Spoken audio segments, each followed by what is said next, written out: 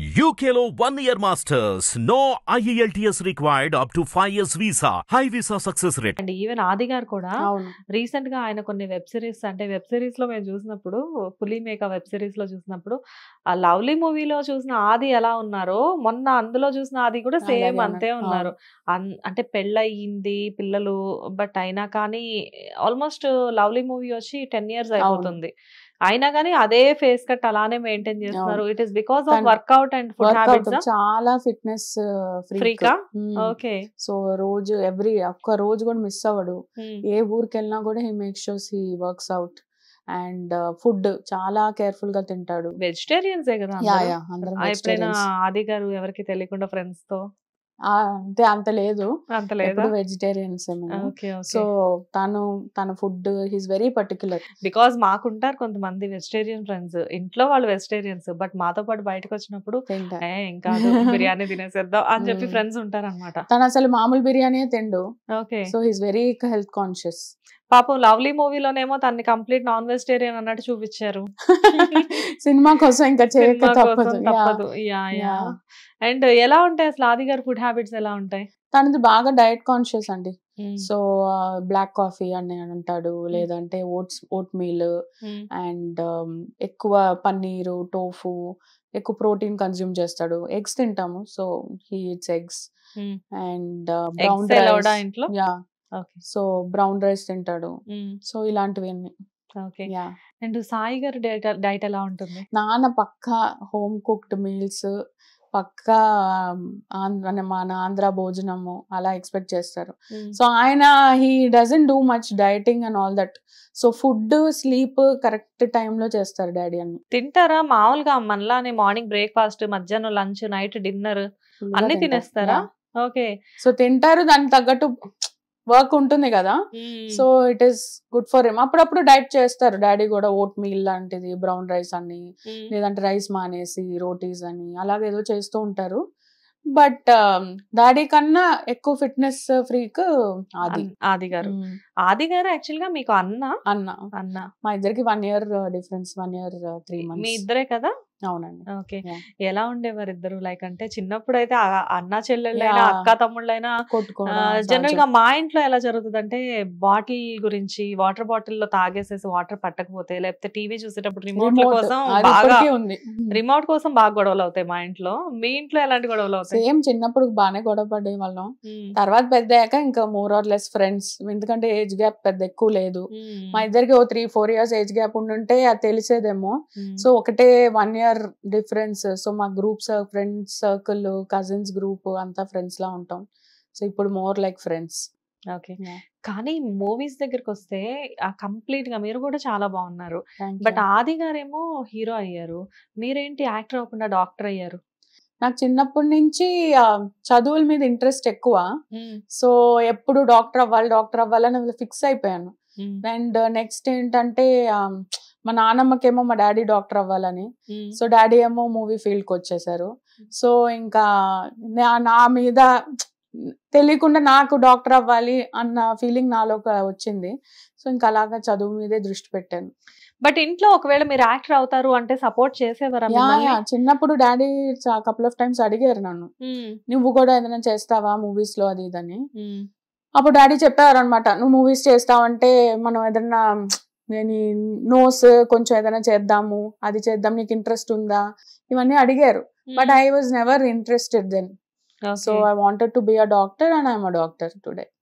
Because ఎందుకు అడుగుతున్నానంటే మీ ఫ్యామిలీలో చూస్తే 5 వీళ్ళు సాయి గారు వాళ్ళు 5 సిబ్లింగ్స్. 5లో వీళ్ళ 3 బిజీ ఆర్టిస్టులు అయ్యారు. అండ్ వాళ్ళిద్దరు వచ్చేసరికి ఫైన్ ఆర్ట్స్ దాంట్లో వాళ్ళిద్దరు కూడా అందరికి సుపరిచితం అనుకోవచ్చు. బట్ మీరు వచ్చేసరికి అసలు మొన్నటి వరకు సాయి కుమార్ గారికి ఇలాంటి డాటర్ ఒకరు ఉన్నారు అని చెప్పి చాలా మందికి తెలీదు. అంటే మేబీ మీ ఫ్యామిలీ సర్కిల్స్ లో డాడీ క్లోజ్ ఫ్రెండ్స్ కి వాళ్ళకి తెలిసి ఉండొచ్చు కానీ బట్ ఈవెన్ మూవీ ఫీల్డ్ లో కూడా ఇప్పుడు వచ్చే ఆర్టిస్టులకు చాలా మందికి సాయి గారి డాటర్ మీరు అని చెప్పేసి తెలీదు. ఈవెన్ అంటే సోషల్ మీడియాకు కూడా ఇంత దూరంగా ఉండడానికి రీజన్ ఏంటి? అంటే ముందు నుంచి మొహమాటం కెమెరా ముందు అని. ఇప్పుడు కూడా before I started my social media ఎలా స్టార్ట్ చేశానంటే కోవిడ్ టైంలో everything was shut down. People were అంటే అందరూ భయంగా ఉన్నారు, పిల్లలకి జ్వరాలు వచ్చాయి, ఏం చేయాలి, ఎవరు రీచ్ అవుట్ అవడానికి లేరు. అప్పుడు మామూలుగా నా ఇంట్లో నేను కూర్చొని నేను జనరల్ గా ఒక సెల్ఫీ కెమెరాలో పెట్టి ఒక వీడియో తీసా, అది వైరల్ అయింది. అప్పుడు that day I realised the importance of social media, the reach of social media. అసలు ఇంతమంది చూస్తారా, ఇంత రీచ్ ఉంటుందా అని అప్పుడు తెలిసింది. తర్వాత నాకు ఇన్స్టాగ్రామ్ రెగ్యులర్ ఫ్రెండ్స్తో టచ్లో ఉండడానికి ఒక ప్రొఫైల్ ఉండేది. దాని తర్వాత ఏం చేశాను, సరే రీచ్ బాగుంది, పీపుల్ ఆర్ వాచింగ్, అలా ఒక్కొక్క వీడియో పెట్టుకుంటూ వచ్చాను. ఓవర్ ఎక్స్పీరియన్స్ మనకి ఆ మొహమాటం తగ్గడము అది అవుతుంది కదా. సో ఇంకా దెన్ ఐ రియలైజ్ లేదు, the reach is too much, అసలు ఇక్కడ చాలా మంది బెనిఫిట్ అవుతున్నారు. రీసెంట్ గా ఒక వీడియో పెట్టాను అబౌట్ హై ఫీవర్ వస్తే అసలు ఎలా కంట్రోల్ చేయాలి అని. సో ఫీవర్ అనేది పిల్లలకి 5 years లోపల ఫిట్స్ వచ్చేస్తాయి, హై ఫీవర్ వస్తాయి. సో అది చాలా మందికి తెలియదు, ఆ కరెక్ట్ టైం కి మెడిసిన్ ఇవ్వకపోతే. So that is a very critical thing. Parents కంగారు పడతారు, ఏం చేయాలో తెలియదు. సో ఇప్పుడు హాస్పిటల్ క్లినిక్ వచ్చే వరకు ఇంట్లో ఏం చేయాలి. So I want to empower, అంటే పేరెంట్స్కి ఫస్ట్ నాలెడ్జ్ ఇవ్వాలి, వాళ్ళని ఎడ్యుకేట్ చేయాలి. నేను అందుకే ప్రతి ఫ్యామిలీలో ఒక ఫస్ట్ ఎయిడ్ బాక్స్ ఉండాలి, ఇంట్లో ఉండే వాళ్ళకి కనీసం. అండ్ పారాసిటమాల్ ఎలా అంటే వెయిట్ పట్టి డోస్ మారిపోతుంది. కొంతమంది ఫస్ట్ టైం ఇచ్చిన పారాసిటమాల్ డోసే వేస్తూ ఉంటారు, ఏజ్ వచ్చినా కూడా తెలియక ఎంత డోస్ ఇవ్వాలి అని. సో దానివల్ల ఏమవుతుంది, డోస్ సరిగా లేకపోయినా ఫిట్స్ వచ్చే ఛాన్సెస్ ఉంటాయి. సో నేను అనుకున్నాను, సరే దిస్ ఇస్ అ మీడియం, మన దగ్గర ఒక స్మార్ట్ ఫోన్ ఉంది, అందరి దగ్గర ఇప్పుడు ఫోన్ ఉంది, మంచి కంటెంట్ మంచి ఇన్ఫర్మేషన్ ఇస్తే పేరెంట్స్కి ఉపయోగపడుతుంది అన్న దాంట్లో సోషల్ మీడియా స్టార్ట్ చేశాను. స్టార్ట్ చేశాక ఇంకా స్లోగా నాకు కూడా అడాప్ట్ అవుతుంది. ఓకే, నన్ను నేను చూసుకొని ఓకే నేను యాక్సెప్ట్ చేసి ఇంకా సరే చేద్దాము అని. పర్లేదు, నేను కూడా కెమెరా ముందు మాట్లాడగలను అని చెప్పి అనుకున్నారా? అంతే కదా. ఎలాంటి ఫ్యామిలీలో పుట్టి మిమ్మల్ని మీరు టెస్ట్ చేస్తున్నారు అంటే నాకు అదే ఏదున్నా ఎక్స్పీరియన్స్ అండి. బట్ ఎవరి బ్లడ్ లో ఉంటుంది అంటారు కదా. Once I started social media I'm kind of liking it, నాకు నచ్చుతుంది ఇది. ఓకే అప్పుడు నేను అనుకున్నాను, అందుకే ఎప్పుడు యాక్టర్ కొడుకు యాక్టరు, లేదంటే లాయర్ కొడుకు లాయరు, డాక్టర్ కొడుకు డాక్టర్ అంటే ఇంకా వాళ్ళ బ్లడ్ లో ఇంకా ఉంటుందేమో. మేబీ డాక్టర్స్ యాక్ట్ చేయకూడదని ఎక్కడా లేదు. రీసెంట్ ఎగ్జాంపుల్ మన శ్రీలీల, సాయి పల్లవి వీళ్ళందరూ కూడా వాళ్ళు కూడా డాక్టర్స్, బట్ అయినా దే ఆర్ డూయింగ్ కదా. సో ఫ్యూచర్ లో మేము కూడా జ్యోతిర్మయి గారిని స్క్రీన్ మీద ఎక్స్పెక్ట్ చేయొచ్చా? ఫ్యూచర్ లో you can expect more educational content from me.